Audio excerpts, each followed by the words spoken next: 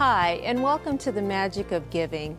Central Florida is well known for the magic of its famous theme parks and attractions, but there's another kind of magic here, a magic that touches the lives of residents in need of assistance. That magic is spread by people who dedicate their lives and their calling to helping others. They work for Central Florida's nonprofit organizations, and that's what this show is all about. In each episode, we will feature one of Central Florida's nonprofit organizations and reveal the magic they share as they change the lives of those that are less fortunate.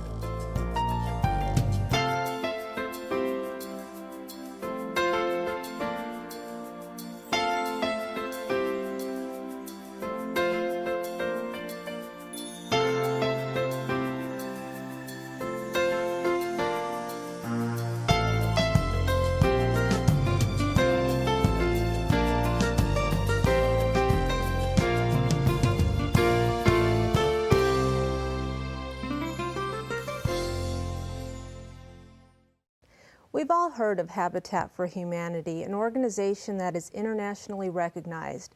With me today from the Greater Orlando chapter are Gregory Allen, the organization's Chief Operating Officer, and Diane DeFebo, Board Chair of Habitat for Humanity of Greater Orlando.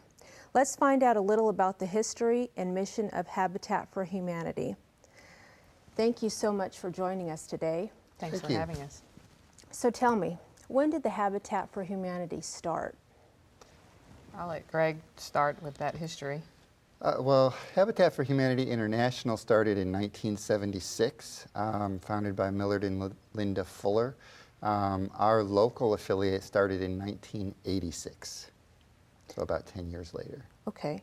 What is the mission of the Habitat for Humanity? We believe, as an organization internationally and in our affiliate, that everyone should have a decent, affordable place to live. And so we strive, based on everything that we do, to make that mission happen. Okay, so you would say that closely aligns with your values and goals? Absolutely. Everything we do here in Central Florida and across the country for Habitat affiliates across the country is making sure that people are safe in their homes, that they have an affordability factor to their house. And what that does really at the end of the day is, in my opinion, is give them sort of a doorway to the next phase of their life beyond just getting that home and getting that confidence level that you get when you get a home. And these folks work really hard to get their home, harder than you and I probably would ever work to get our home. It gives them that confidence level, it gives them something to strive for, it gives their kids something to see in terms of the success and the hard work that their parents put into it, and hopefully that flows along in their lives and takes them through a successful journey in their lives as well. Okay. Can you describe the impact you have on our community? I mean, what are some of the things that you've seen out there or how you've impacted our community? Well, I think it's pretty straightforward on an individual basis to see the impact you have on individual families when they move from substandard housing for whatever reason that is, whether it's literally a shack. We've had some folks move in from really deplorable housing conditions, or they have a decent place to live, but it's costing them 50–60% of their income, which leaves them no money for anything else. So on an individual basis, it's easy to see that. What is more heartening to me, though, is when we move into an area and start building or rehabbing, because we do both, is to see the other homeowners in the area suddenly take more pride in the appearance of their homes, and we see it over and over again as we start building. The other homes in the area start putting on a fresh coat of paint and working on their landscaping and improving their area as well. So we know we make an impact in the community as a whole. Okay. What's something that most people wouldn't know about Habitat for Humanity? Is there something that most people wouldn't know? I think the biggest misconception is that people think the home is a giveaway, and it's not. Our homeowners pay for their home. They pay for it at cost with a 0% interest mortgage. So it's not free by any stretch of any imagination. They've got criteria that they have to meet to qualify for the program. And then they've got to put in anywhere from 350 to 500 sweat equity hours. They've got to attend classes that teach them how to budget, teach them how to be a good homeowner, teach them all of those things, those life skills in home ownership. And then they turn around and have a mortgage just like you and I do. So when I say they work hard for their home, they really do. So basically, you're building up our community. We're trying to. Yeah. We're trying to. Not only to build a home, but also to revitalize the area around where we build.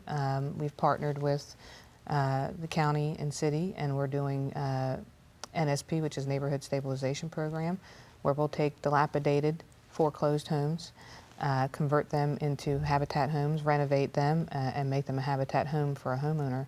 So it's not only building new, but it's also revitalizing existing parts of the community to keep everything moving up. Talk to us a little bit about how you're separated, because you're the Greater Orlando affiliate, and then there's other affiliates. Can you explain that a little bit? Each local habitat affiliate is separately governed, and the way I like to describe it to people that are more familiar with the for-profit world is we're like franchises. Habitat for Humanity International is the franchisor, and then we are franchisees. So we each are independently owned businesses, but we have certain guidelines that we have to follow that International passes down in our affiliate agreement with them. And I was just going to ask you, do you have similar goals, or? Yeah, I would say our goals are similar, but because each organization is locally run and is responsive to local needs, sometimes the tactics or the strategies may be a little different.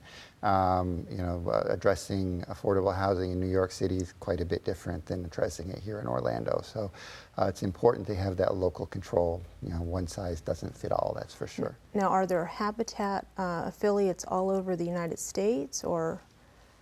Yes. Yeah, there are Habitat affiliates. There are quite a few here in Central Florida, actually. Okay. And across the country, across the state, and across the country. So we strive to work together as much as possible. And again, like Greg said, dealing with that local community, the local governing board, the local community needs, the local community resources is important. So, but we work together as much as we can here in Central Florida with the other affiliates. Okay. So looking forward, let's just say in the next 3 to 5 years, where do you guys see, do you see yourselves growing as an organization? Or are you on that track to move forward and grow, or do you want to just stabilize and stay where you're at, or what's your vision?